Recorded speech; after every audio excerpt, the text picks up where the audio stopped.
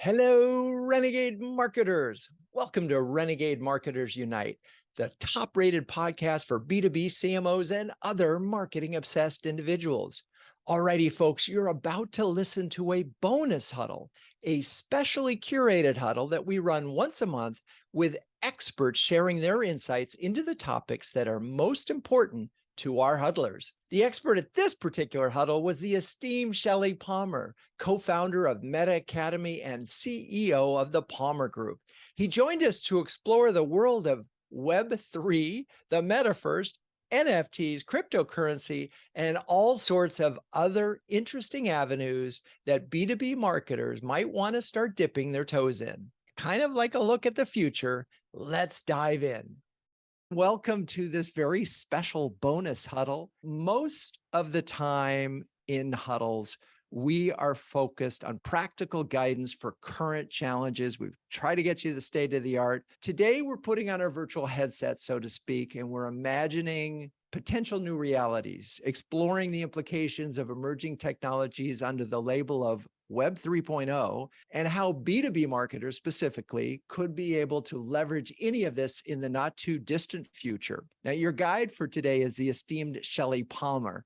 I've had the pleasure of getting to know Shelly over the last several years, interviewing him first in 2017 for a podcast and attending several of his kickoff events at CES. Now, in the event you don't know him, allow me to read this short bio. Shelly Palmer is the professor of advanced media in residence at Syracuse University's SI Newhouse School of Public Communications. He's a co-founder of the Metacademy and the CEO of the Palmer Group, a consulting practice that helps Fortune 500 companies with technology, media, and marketing.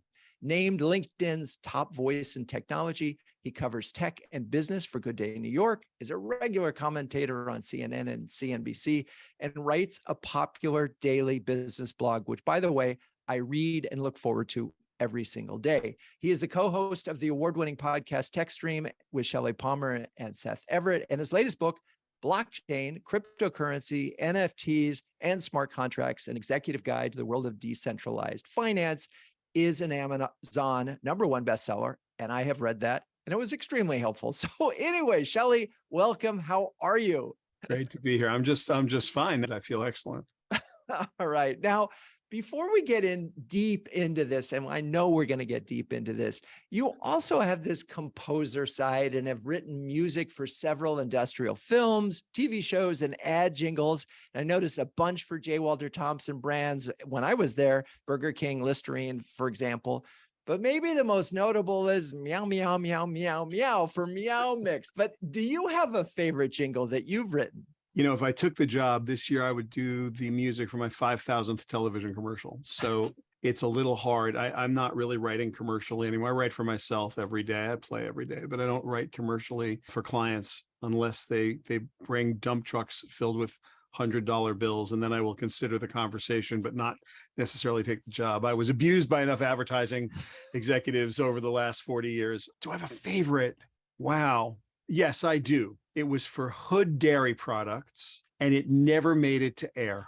But it was a bizarre little jingle about, you've heard about the hood on your car and you've heard about the hood in your raincoat, but did you ever really hear about the hood in your milk? And it was just a bizarre little jingle. And I to this day, wish it had gone the whole way. Instead, we ended up writing this rock anthem, You Can Feel Good About Hood, which I didn't feel good about, but you know, what can you do? What can you do? It's a business.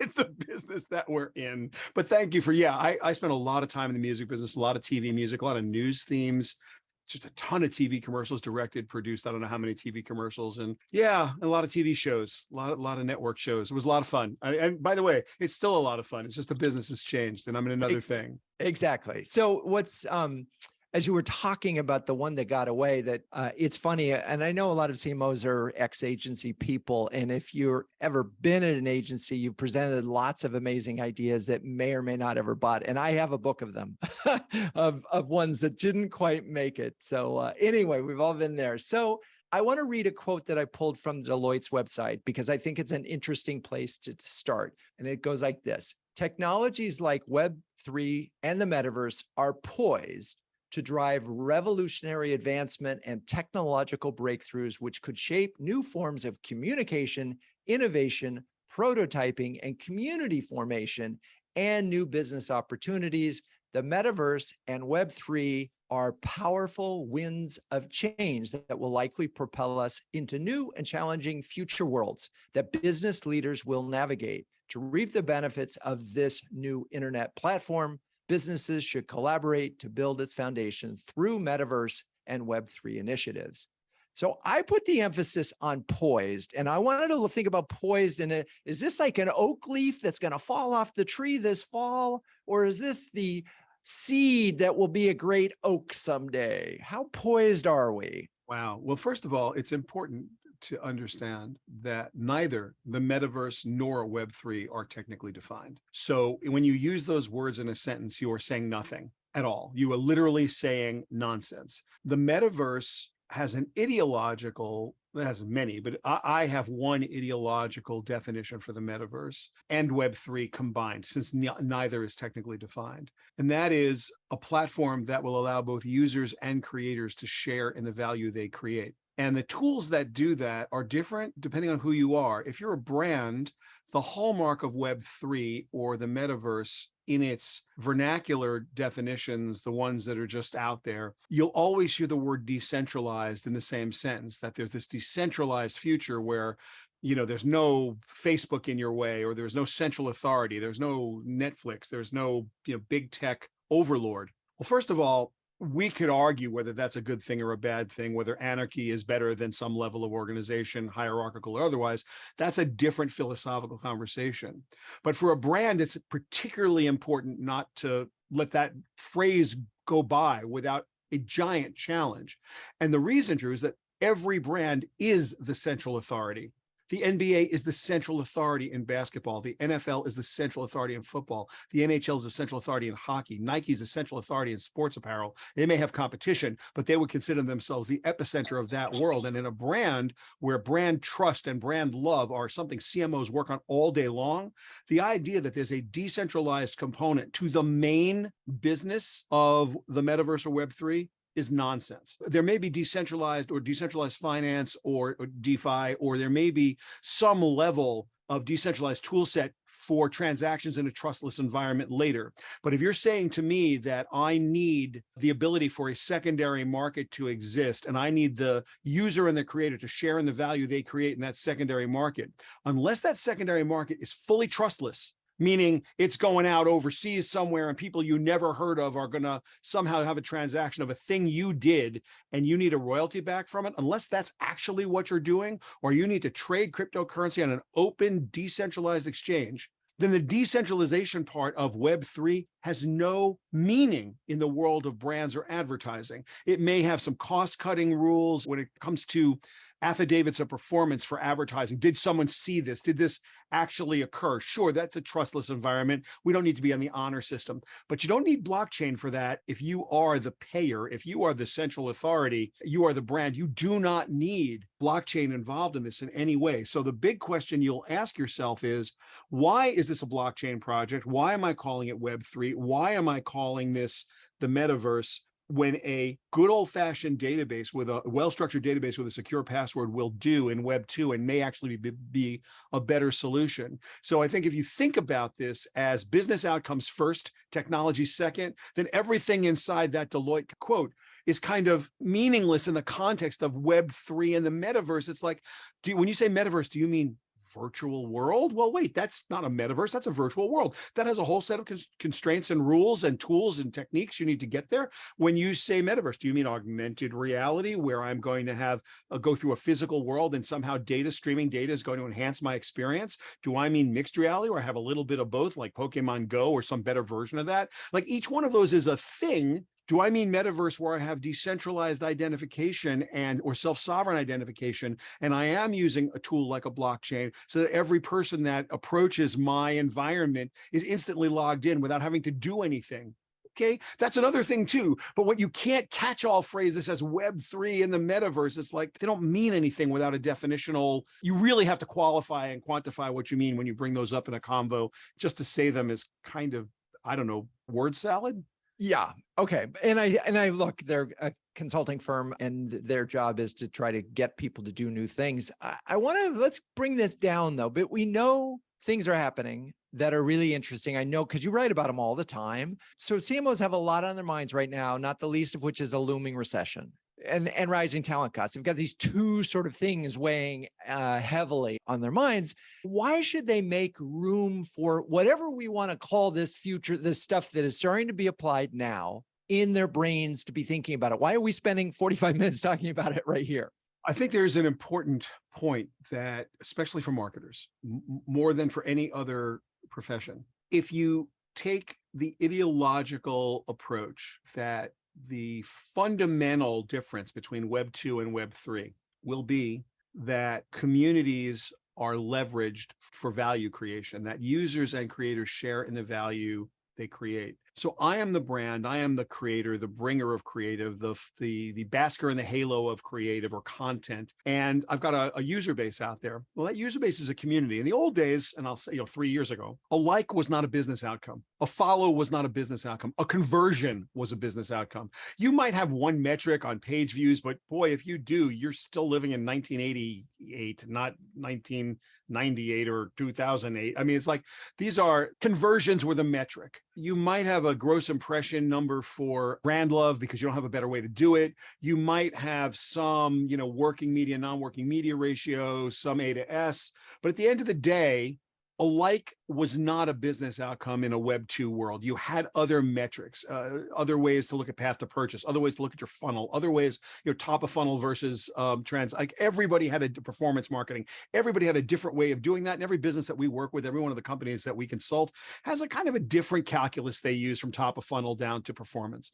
This is different. Here, we have the ability to turn a like into a business outcome. We have the ability to turn a follow into a business outcome. You want to see who's going to do the best with an NFT. You want to see who's going to do the best with a decentralized offering. It's the individual or group with the largest communities, someone with the biggest Discord server, with the largest Twitter following, the ability to get out there and make an offer to their community. It's either a community of passion, a community of practice, or a community of interest, and you are motivating them and then giving them a participatory tool. Like imagine the most insanely empowered loyalty program you could ever imagine. Like with every bell and whistle ever, assuming you had perfect knowledge of the community. That's sort of what happens if someone is willing to take an airdrop from you and you know what wallet it is.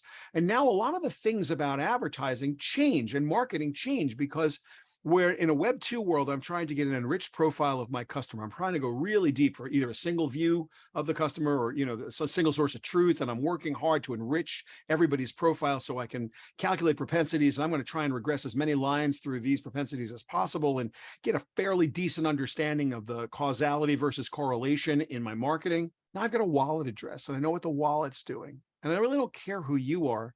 I care what the wallet's doing. Now, you might say that's just another component. I only understand the wallet. I don't understand the person. It's like, but the wallet actually is the digital persona of the entity that now lives in the quote metaverse or now lives in Web 3. We've never had that before. You do a single sign-on with Google, they don't really share that with you past the point. You do an SSO with Facebook or OAuth, you have some understanding of where people go. But with the end of third-party, cookies coming, if it ever does end, and Google says it will. And you look at Apple tracking transparency, which has taken a wooden stake through the heart of Facebook to the tune of tens of billions of dollars. So I'm a brand and I really want to understand that consumer's journey, my customer's journey through this new space. There are some tools coming. What are the tools? Self-sovereign identification or decentralized identification. The buzzword right now, there's a white paper a couple of months ago in May about soulbound tokens, stealing soulbound from Worlds of Warcraft. But the idea of a non-transferable, immutable NFT at no cost that would have, for example, your college diploma or your driver's license. It only belongs to you. It can't be transferred. You can do the same thing with a non-transferable NFT contract, smart contract with a non-transferable configuration to it. But one way or the other, this idea that this entity travels through the metaverse, through Web 3, and you can really get a handle on what that is. And then for a marketer, the reason I said this is so important is that the script is flipped. Where I was going one to many, where I've always been out there sort of telling my story. Now they can be part of my story because I know where the digital entity is in a way I could never know where the person is. And I know what the wallet is doing in a way I could never know what the person is doing. And so it's a really different way to think about marketing. It's a different way to think about ROAS. It's a different way to think about communities of passion, interest, or practice. As a marketer, which do I have? Community's never been more important. We always say it's important, but here I can make it actionable. And so if there is a Web3, if there is a metaverse, one of the attributes it will have is this ability to collect and leverage data in a way that at the moment, privacy laws prevent us from doing. But there, just as you post on Facebook publicly, hi, I'm going to the beach. I just got an airdrop of an NFT. The wallet can't hide. It's on the blockchain. It's there for us to see. So 1 minute of blockchain analysis, and I know who's got this airdrop. That's a meaningful piece of data I literally couldn't get in a Web 2 world. How many people went into Walmart and bought a thing? Okay, Walmart, could you tell me I need to share a basket? And now, 3 weeks from now, I'm going to get what I need out of this. Here, I'm one Python script away from knowing what went down this afternoon. Very different way to activate a community. So if you're in the activation business, if you're in the understand what the consumer is going to do as they float through the world, there was a Pew research survey came out early this week. It was 54% of teenagers say they cannot, 13, 17-year-olds say they have a lot of trouble putting down their smartphone, and 46% say they're almost constantly online. That's up from 24%. It's double from 8 years ago. So here we have this sort of research backing up these kids are online full time. Gen Z full time. Wow. So as they start to get up into the demo, this, whatever this is going to kind of evolve. As a marketer, I want to be on this. And I don't quite know what that means right now, but there's a bunch of places where I can start to play to get enough knowledge so that when it does go down, I'll at least understand how to bridge my world. Maybe we'll never get to Web 3. I'll be a Web 2.5-ish when Web 3 hits, and that'll put me in a better place than my competitors. And that's, I think marketers need to be just on top of this hard for those reasons and some others we haven't gotten to yet. A lot to unpack there, and I can't possibly get all of it. You mentioned the demos. I'll come back to that. We did have a question about who this is going to mean something to today versus tomorrow. And you've just answered that. It's, you got to get in there today in order to be, this is your customer of tomorrow.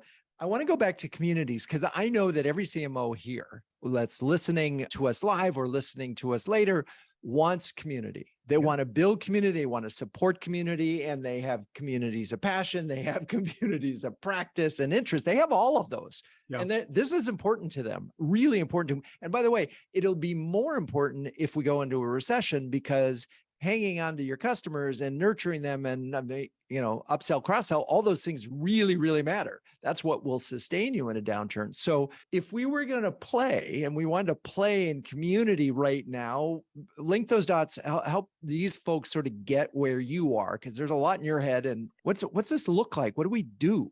So I don't think Web3 is a community building tool. I think it is a tool set to leverage existing community.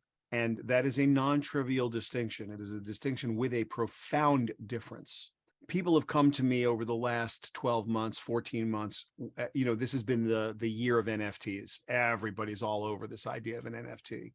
Every day we get 3 to 5 inbounds. Oh, my uncle is the world's greatest underwater photographer, and he has the largest collection of the best underwater coral reef pictures, renowned by divers worldwide. We want to make them NFTs. And the first question I have is, how many Twitter followers does your uncle have? He has 160. That's lovely. I bet they're all wonderful people. How about his Facebook collection? About 60. Great. And tell me about his Discord server. Oh, he doesn't have a Discord server. Like, you're not selling any of these no matter what. Whereas a music artist or recording artist or a film, a movie star will have 4 million or 5 million Twitter followers, have 350, 400,000 people in a Discord server. And basically they decide to launch a tequila and they're already 20,000 cases into it and they haven't distilled 1 drop of tequila yet. They want to do an NFT airdrop of some kind to hold a lottery for 10,000 custom, unique, personally signed vinyls of this new album release. and it costs you $25 to get in the lottery, and there'll only be 10,000 albums that you can spend $1,000 for. That's $6 million the recorded music company never gets, the artist gets directly. But if you don't have a community to leverage, you're not building a community with these tools. So don't even think for a second that this is some magical, thing that you go, okay, boom, I'm going to do this, and all of a sudden everybody's going to love me and I'm going to build this big community. The crypto millionaires are all crypto thousandaires right now. If you bought any cryptocurrency or any NFTs from 2020 to today, you are somewhere between 50 and 95% down from where you started. So what I like to say to people is, you want to make $1 million in crypto, start with 5 million about 6 months ago. Yeah. This is not going to build a community. What's going to happen, though, is that if you have a community, what you can do is involve them in a way you never could before, assuming you're good at it. And I'm sure everybody here is familiar with Bored Ape Yacht Club because it's the most famous of the collections, the digital collectibles. There are two things I want to go over first. One, we're going to talk about what an NFT actually is and what an NFT actually isn't. And we're going to do that in 1 second. I'm going to use the term, the initials of NFT, incorrectly for a moment. I'm going to say that you bought an NFT. You don't buy an NFT. You buy a digital asset, a digital collectible, an asset, and the NFT represents it. But we're going to talk about that in just 1 second. As a marketer, I want you to go into what Yuga Labs did, and I want you to think about it deeply. Then I want you to go over to Top Shot and have a look at NBA Top Shot and look at that, the entire arc of that story. And I want you to think about it as a storyteller and a marketer, not as a consumer. This is a new storytelling platform. Storytelling is as old as people, but the Bored Ape story is compelling, and it had celebrity, it had intrigue, it had hacking, it had places to go that were secret. It was a story, and people bought the story and believed the story. It's a new storytelling tool. If you want to understand communities of passion and NFTs, go look at NBA Top Shot. That's $970 million of people wanting to wear their clothes, but also wear their car, wear their beer, wear their music, and wear their favorite team. So this is a story about a community of passion around a thing. And it's a way to go from beginning, middle, ending, rising action, climax, falling action on a new platform. And it's incumbent upon you as a marketer and a storyteller to learn to tell those stories. You write music that way, you write prose that way, you write films that way, you will write the digital NFT path that way. What I meant to say about NFTs, and this is if you take nothing out of today at all, I want you to just take this one little bit of knowledge and you can use it with or without attribution. You go into a grocery store and you purchase a bag of groceries and the cashier gives you a receipt. You walk to the door of the grocery store and the guard stops you and says, "Person, prove you own what's in the bag." You take out the receipt and the guard looks at the receipt, looks in the bag. The guard does not care what's in the bag at all. Other than that, it matches the receipt. When what's in the bag matches the receipt to the guard's satisfaction, it puts the receipt back in the bag and sends you on your way. The stuff in the bag is the digital collectible, the digital asset, the Bored Ape, the $590,000 GIF file you just bought. The NFT is the receipt, and the receipt is publicly viewable. Now, all NFTs, all 100% of NFTs are smart contracts, meaning that they're exactly like regular contracts. There's a receipt, right? Here's the receipt for your contract. Signed, you own this. There's title to your thing that you bought, whether it's a Bored Ape or a house, doesn't matter. The NFT can represent anything. What makes it a smart contract is that when the terms and conditions are met, if it is programmed as such, it will execute automatically. You can think of it like a vending machine. You go up to a vending machine and you put in a nickel and the thing says $1.50. Well, it's not going to give you your chips. When you put in the $1.50, you get your chips. Now imagine that a house elf walks over to a big block of granite and carves in stone the transaction you just did. The block of stone is the blockchain. It's immutable. It will last forever. You can tell if it's been altered instantly, and it doesn't care what you write on it. Doesn't make it true, just means everybody agrees that this transaction as written is now going to be across all 11,000 nodes of the blockchain. That's done. And the smart contract, the NFT, is the transaction itself. What does it represent? Anything. So when you think I bought a picture for $500,000, that's the right way to think about it. I bought an NFT for $500,000. That's nonsense. You bought the picture. The NFT simply is your receipt, and that's publicly viewable. The spreadsheet that says this transaction happened is just on a blockchain that anyone with a blockchain, that you can go to Ether scan.io and go scan the blockchain. See every transaction that's ever happened on the Ethereum mainnet, every transaction that's ever happened on the Polygon mainnet. It doesn't matter. Bitcoin Explorer will show you every Bitcoin transaction ever in the history of Bitcoin. It's all in plain sight.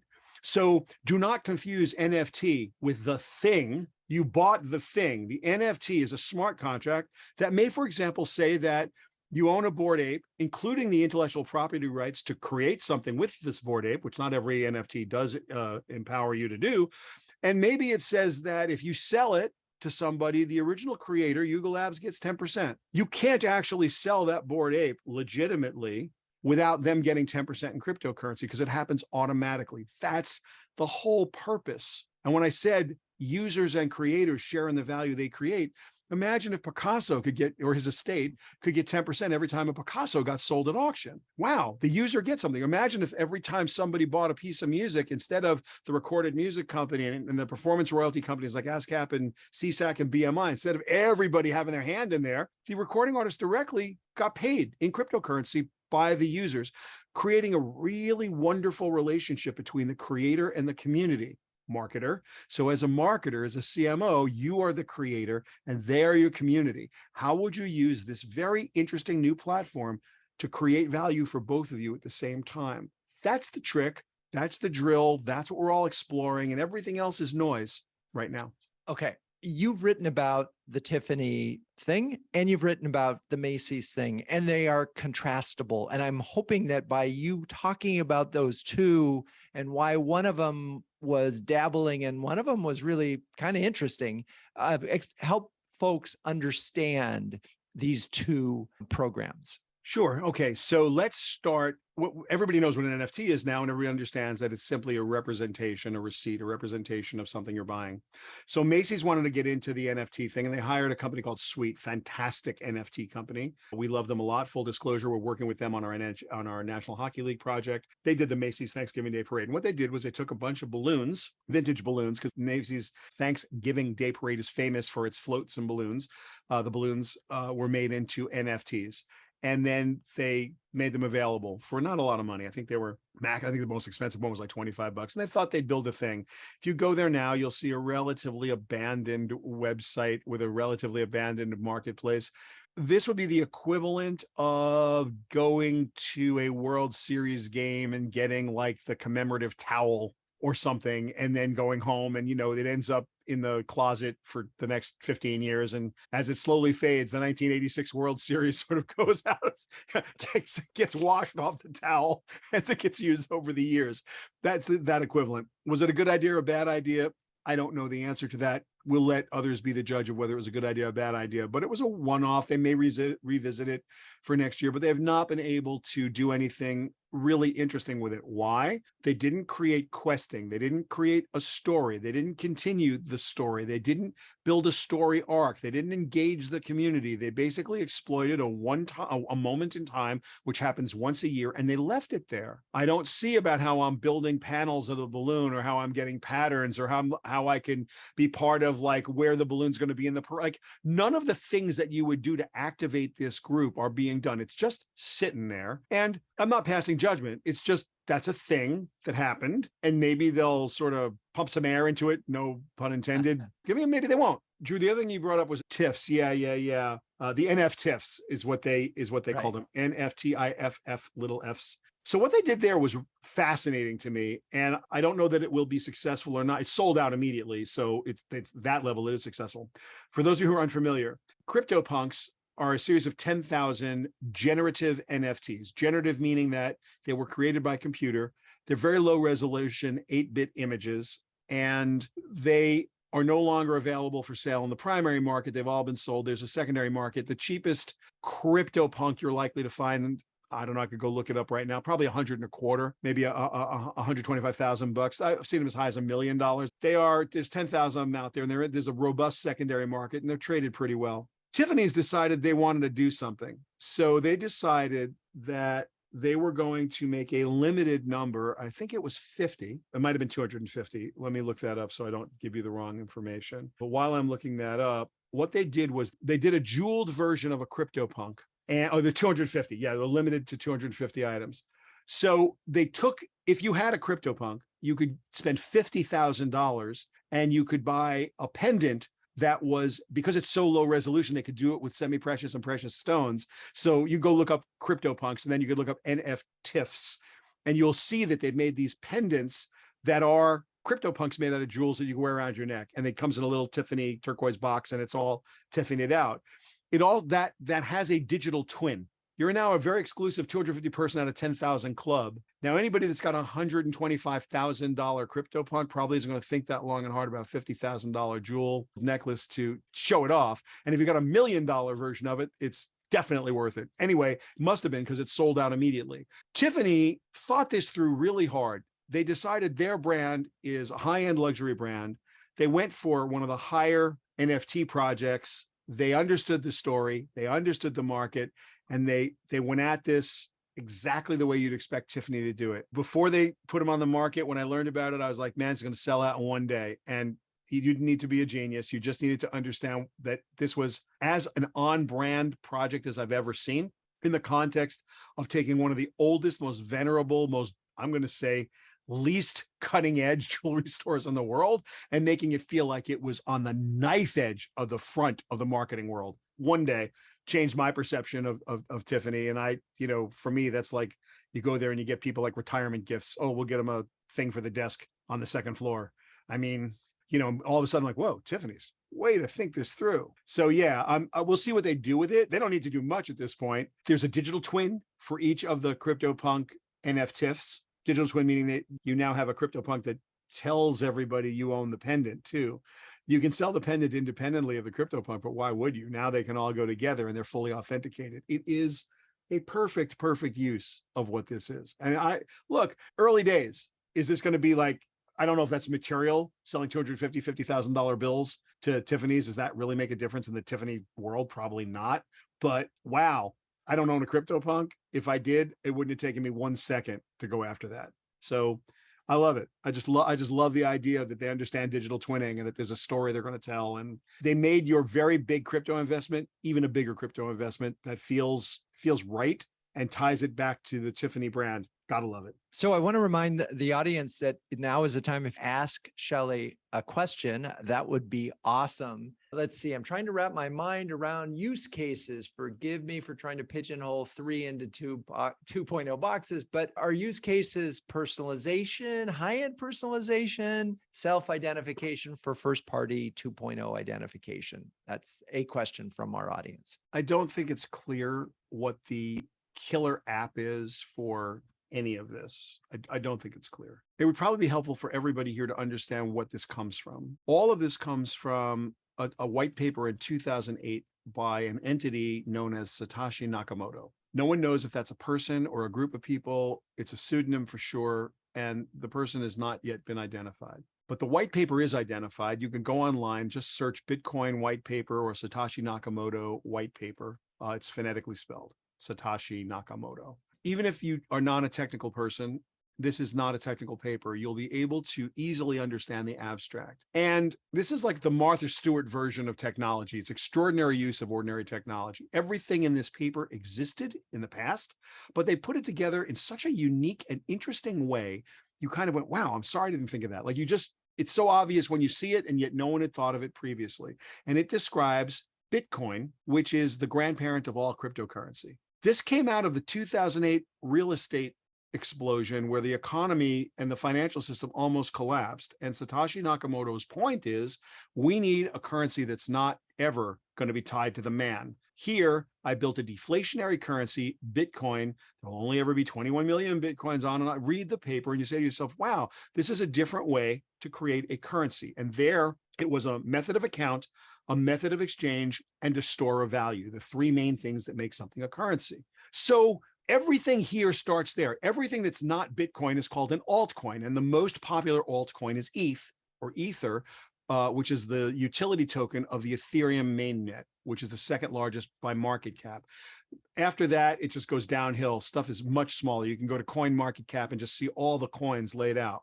And it's crypto winter, so everything is about half of where it was a year ago. This spawned an industry called decentralized finance, and it is exactly a mirror of the financial industry we have in the real world, but with zero regulation. Somewhere around 2017, an improvement protocol for Ethereum called ERC 721 was penned, and this was a standardization of the APIs required to build a smart contract. And from that came non-fungible tokens. There are two protocols. They're open source, ERC 721 and ERC 1155. 1155 is for multiple NFTs and 721 is for single NFTs. To this day, this started an industry based on an industry. So cryptocurrency was the underlying method of exchange, and that was fungible. My Bitcoin, your Bitcoin, my ETH, your ETH, my Matic, your Matic, same thing. I can, like cash, I can move them back and forth. But my shirt and Drew's shirt, yes, they're both shirts, but they're non-fungible. They can't be exchanged. My house and your house, they can't just be exchanged. So this idea of a non-fungible token evolved. All of the insanity of the, 60 million for this and 300,000 for that and $1 million for that, I'm buying an NFT, comes from this idea that we have a non-fungible asset, or is what is believed to be non-fungible, or an original digital asset. That digital asset is protected now, or I should say claimed to be and now written as the original. May not be the original. So for example, if I look at a Bored Ape, just type Bored Ape into Google right now and one will come up. You right click it and save it to your hard drive. You have it. What you don't have are the intellectual property rights that were given with the sale, nor do you have the right to sell it on an exchange as an NFT. You can't generate a receipt for that because that is known to belong to whoever is on the blockchain owning that. So there is a real way to own something digital, which there hadn't been before because it's easy to right click. Now, you could also you could put a title to a house in there, put a title to a car in there, it wouldn't matter. So when we think about like, what's this going to do for us as marketers, what it's going to do is it's going to give us an ability to engage a community, label and identify that community in a different way than we're used to. We're not dropping a cookie. We don't need to drop a cookie. We don't need to do anything to their hard drive at all. We don't need to touch them. There's no GDPR. There's no New York Shield Law. There's no CCPA. There's none of that. I don't care about Apple's ATT. I don't care about Google and their third-party cookies. There's a wallet, blah, blah, blah, blah, blah, big, long number. In that wallet is something I put there that they wanted, and they agreed to take it because they gave me their wallet number. I know this is in their wallet because I can see it. The profile is of the wallet. The wallet is anonymous, but not what the wallet has done. Think about that for a minute. I was hacked in December, my MetaMask wallet for $400, which is all I would ever keep in my hot wallet. So it was a hot wallet. I know exactly where that $400 of ETH is. I don't know who owns that wallet. Nobody does. All the other people that he stole money from or she stole money from, you can see it. You know where it went. You know how it got there. I don't know who that person is. The FBI, I hope, does, but I don't. And so imagine if you've got 2 million consumers that were excited about an airdrop. They're your best consumers. They're your best customers.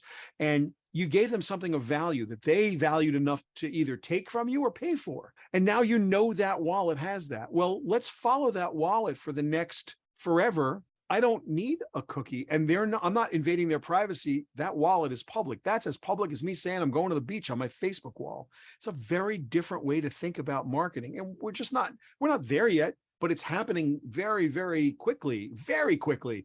We've got some sports teams, sports leagues, where I've got fans that have 10, 15, 20 NFTs in their wallet. And so I know exactly who their favorite players are. I know when they speculate. I know what their fantasy players probably look like. I don't know who they are. I don't care who they are. So thank you. That makes a lot of sense because I try to take these things and I put them into the category of, there's something I should think about this week, this month, or this year, right? So taking this into traditional B2B marketing and where does it fit and how do I need to devote attention to it? So I think it is those use cases, right? At the self-identification, something to think about, high-end personalization, something to think about. And fraud prevention. And fraud prevention. Okay. If you've got any kind of aftermarket, third-party market, or you've got a counterfeit issue like the LVMH people have, what you can do is you can get an NFC chip and either sew it into the product, or they are self-destructive, affixable NFC chips. Those can be encoded with a hashed identifier that can be on the blockchain as represented in an NFT, and as it changes hand, it's authenticated. So the blockchain now, the utility of the blockchain for that fraud prevention is that It's like having Carfax for for an item that doesn't have a vehicle identification number. Like it's giving a VIN number to things that generally don't have VIN numbers. So is this an authentic speed cube? Well, I'll find out if it's an authentic speed cube by looking at the serial number that it has on the blockchain. This is going to be there or it isn't. So there's an immense opportunity to create value for consumers. If you've got a limited edition, 20 cases of incredible champagne, or, Pappy Van Winkle, is this a real bottle of Pappy as opposed to a fake bottle of Pappy? The only way to know is if you bought it, it's sealed and it's got the real, NFT on it, the serial number on it. You can check on the blockchain. Fraud prevention is a very big use case. And then cost cutting and auditing for any kind of media that you might buy or sell. And also the authentication. We're going to see this soon. We're not seeing it yet, but I expect to see it. Content on the internet, digital content on the internet. Drew writes a story. I write a story. Forgetting the misinformation. Is this the actual story in its original form? Is this the actual original version of this story, as opposed to somebody copying it or copying a URL or republishing it, or, saying this is, originally at blank. No, this is the original, and it is. So a bunch of authentication tools that all come out of this. I want to, because we're going to run out of time quickly. And obviously this is a vast world. It's a metaverse. It's unimaginably large. Omniverse. It's gigantic. It's huge. Okay. So, and we talked about earlier about 2.5 and the baby steps and preparing yourself so you're not ignorant. So suddenly it's not, oh my God, there's this internet thing. It's 2000. You've seen the crash of 2000. You go, oh, that's never going to happen. I'm going to ignore that at your peril. Right. So what are examples of, other than just educating oneself, how do you get started? I mean, again, a lot of these folks are software as service companies that are listening. Yeah, I got you. Let's dabble.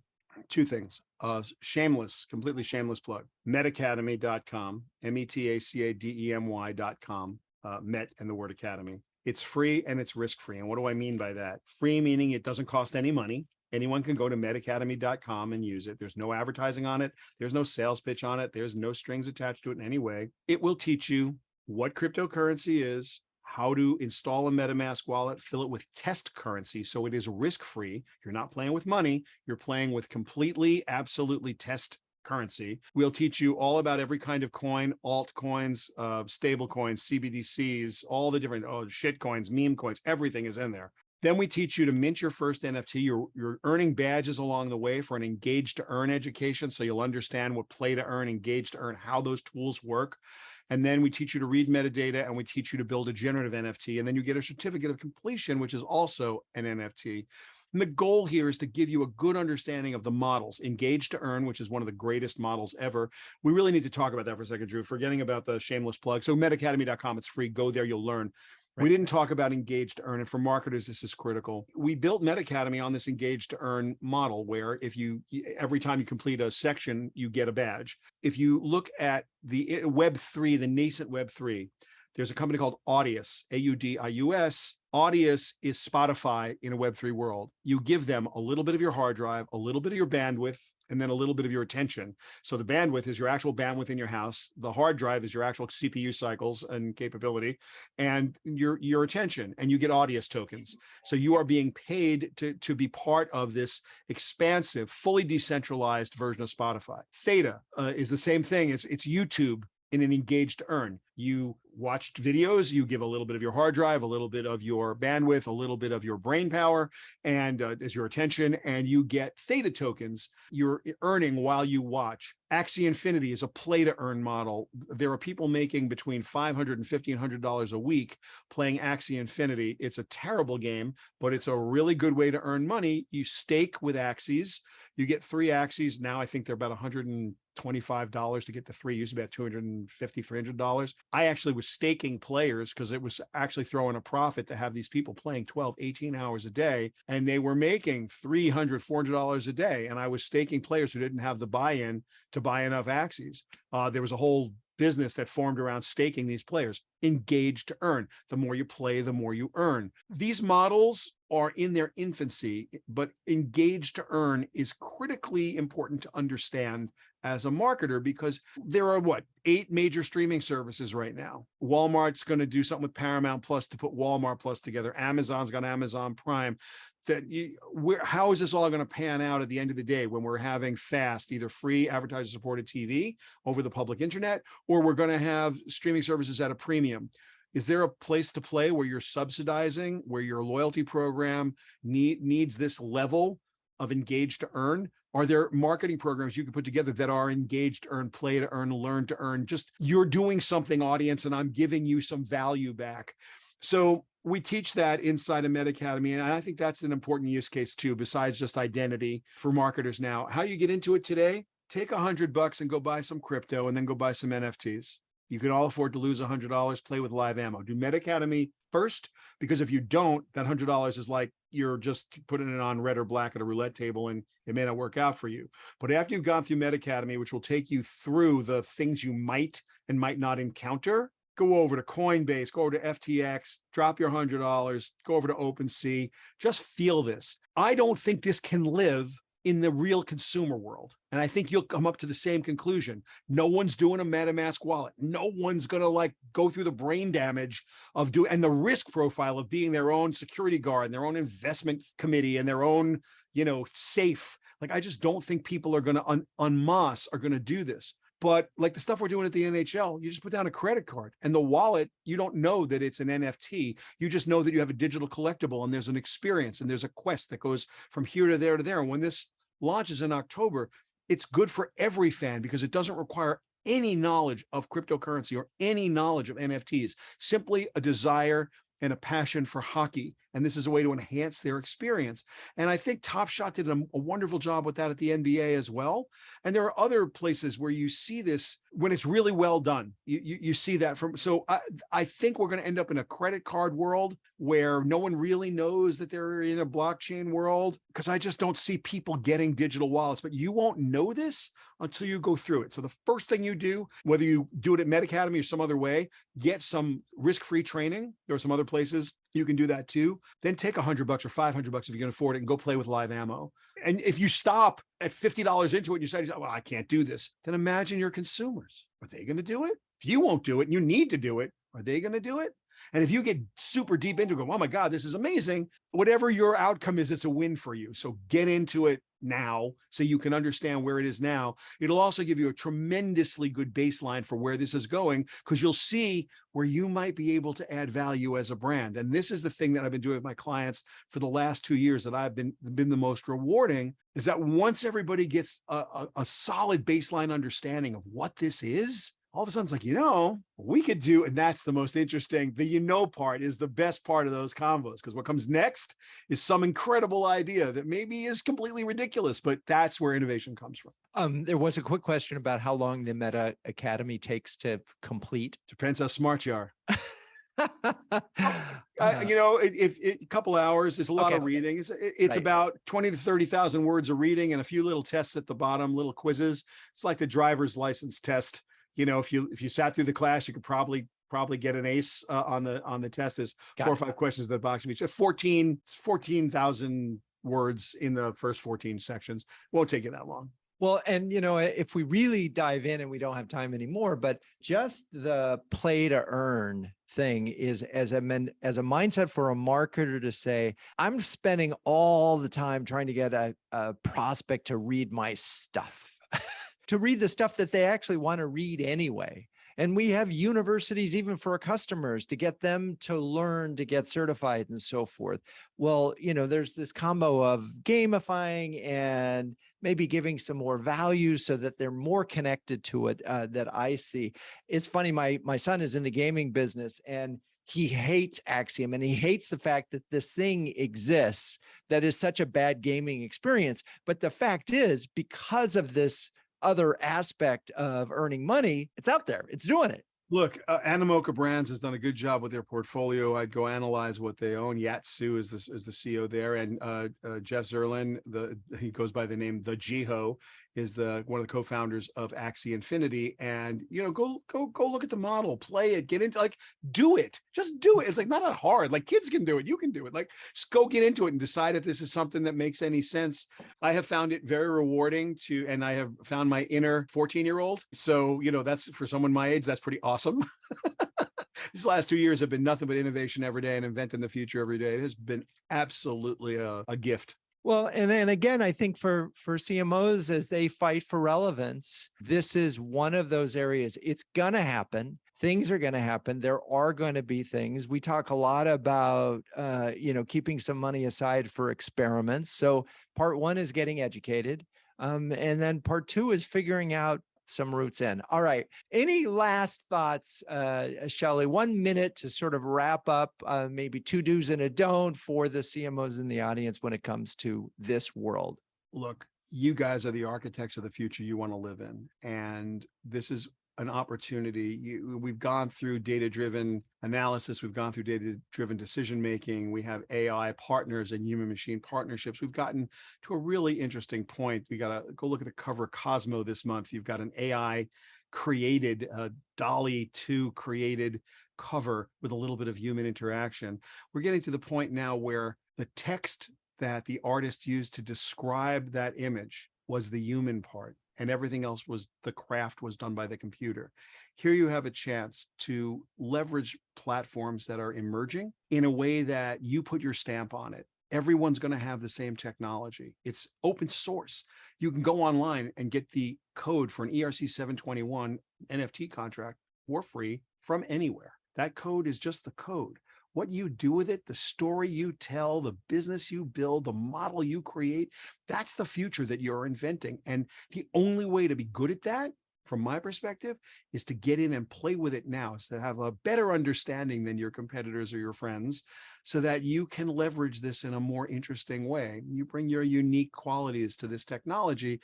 The playing field gets more level every day, but we still have our own creativity and we still have our own abilities to tell stories in our own way. So I would encourage you to become proficient in this technology, because within a few years, this will be as ubiquitous as email and spreadsheets and PowerPoint decks. These are going to be filters that kids press buttons and get on TikTok. And at that point, if you don't understand it, you will not be able to catch up. So go forth unafraid, and I'd get into it right this minute. Whatever it is, you'll be your own guide through the journey. Shelly Palmer, at Shelly Palmer on all platforms, and shellypalmer.com. I highly encourage you to follow his newsletter. Shelly, thank you so much for spending time with us today. Really a treat. And thank you to the CMOs for joining us.